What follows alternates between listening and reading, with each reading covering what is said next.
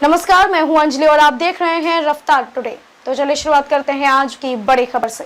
इंदिरा गांधी का मुंबई के डॉन से कैसा कनेक्शन? बेटे संजय से पूर्व पीएम के रिश्तों को लेकर कुलदीप नैयर ने किया था चौंकाने वाला खुलासा। देश की ताकतवर प्रधानमंत्री स्वर्गीय इंदिरा गांधी अपने छोटे बेटे संजय गांधी के विचारों को खूब तवज्जो देती थी। राजीव गांधी से ज्यादा इंदिरा के करीब रहे संजय गांधी अपने व्यवहार से उन्हें भयभीत कर देते थे। स्वयं गांधी हमेशा संजय के साथ संभलकर बातचीत करती थी। संजय के साथ गंभीर मसलों पर चर्चा के दौरान इंदिरा गांधी के आसपास रहने वाले भी मौजूद रहते थे। हालांकि इंदिरा गांधी भी बड़े फैसले में संजय की राय को तरजीह देती थी।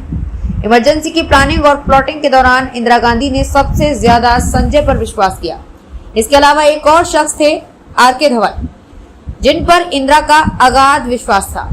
संजय गांधी के दोस्त रहे धवन रेलवे में महज 400 रुपए महीने की नौकरी करते थे। स्वर्गीय इंदिरा गांधी के विश्वास पात्रों में एक और नाम शामिल था पश्चिम बंगाल के तत्कालीन मुख्यमंत्री सिद्धार्थ शंकर रेखा। इसके अलावा उनके विश्वास पात्रों में उनके निजी सचिव देवकांत बरुआ भी शामिल थे। इंदिरा गांधी सबसे ज्यादा संजय गांधी और उनकी चौकड़ी पर भरोसा करती थी। पत्रकार स्वर्गीय कुलदीप नैयर ने इमरजेंसी के दौरान होने वाली बैठकों के बारे में अपनी किताब में विस्तार से चर्चा की है। एक जिंदगी काफी नहीं में कुलदीप नैयर कहते हैं कि बेशक विदेशी संवाददाताओं को उनकी खबरों के लिए गिरफ्तार किया जा सकता था, उन्हें देश से निकाला जा सकता था।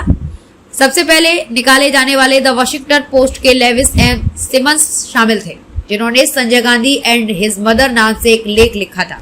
लेविस एम सिमंस ने अपने लेख में लिखा था कि एक तरफ प्रधानमंत्री इंदिरा गांधी बेहद गंभीर संकट से गुजर रही हैं, अपने करीबी कैबिनेट सहयोगियों पर भरोसा नहीं कर रही हैं, दूसरी ओर सियासी फैसलों के लिए अपने विवादास्पद बेटे का रुख किया है। उस लेख में लेविस एम सिमंस ने गांधी परिवार के अंदर हुई एक घटना का जिक्र किया था। उन्होंने लिखा था कि कई महीने पहले गांधी परिवार के एक दोस्त ने संजय गांधी और श्रीमती गांधी के साथ डिनर किया था। उस दोस्त ने बताया कि उसने बेटे यानी कि संजय को उनकी मां के चेहरे पर 6 तमाचे जड़ते देखा। इंदिरा गांधी कुछ भी नहीं कर सकी। उस दोस्त ने यह भी बताया था वे बस वहां खड़ी रही और उसे सह लिया। वे उससे बहुत ज्यादा डरती थी। स्वर्गीय इंदिरा गांधी अपने बेटे संजय गांधी से इतना डरती थी कि उन्होंने कांग्रेस पार्टी के बड़े और सरकार के प्रशासनिक फैसलों को संजय पर छोड़ रखा था। वरिष्ठ पत्रकार स्वर्गीय कुलदीप नैयर कहते हैं कि संजय उनके यानी कि इंदिरा गांधी के सभी फैसले लिया करते थे। सबसे खास बात यह थी कि उस वक्त संजय के पास कोई पद नहीं था, लेकिन वे सरकार और पार्टी दोनों में बॉस थे। देश का सारा प्रशासनिक तामझाम उनकी मर्जी से चलता था। पीएम हाउस में काम करते हुए वे कैबिनेट मंत्रियों, मुख्यमंत्रियों और आला नौकरशाहों को आदेश देते थे। स्थिति ये थी कि संजय गांधी का आदेश कोई टालने की हिम्मत नहीं करता था। कोई बड़ा नेता और नौकरशाह इंदिरा गांधी से कुछ कहता, वे पलटकर जवाब देती, संजय से बात कर लो। उसके बाद संजय गांधी अपनी मर्जी से निर्देश दिया करते थे।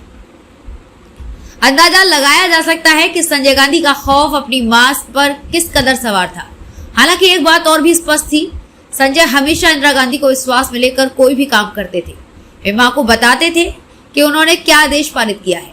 इमरजेंसी के शुरुआती दिनों में संजय गांधी और उनके खास बंसी लाल ओम मेहता और आर.के. धवन पीएम आवास के हालात का जायजा लेने मिलते थे। उस वक्त उनके साथ एक और शख्स जुड़ा, जिसका नाम यूनुस था। ये वही यूनुस था जिसके घर संजय गांधी की शादी हुई थी। पहले दिन यूनुस संजय गांधी गुट के चारों ओर घूमता रहा। कुछ समय के लिए उसे अंदरूनी गुट से बाहर रखा। यूनुस का मानना था कि इंदिरा गांधी की सारी समस्याओं की जड़ में उनके सचिव पीएन हक्सर थे। इंदिरा गांधी को इलाहाबाद हाईकोर्ट ने चुनाव में सरकारी कर्मचारियों और अधिकारियों का प्रयोग करने के लिए पद से हटाया था।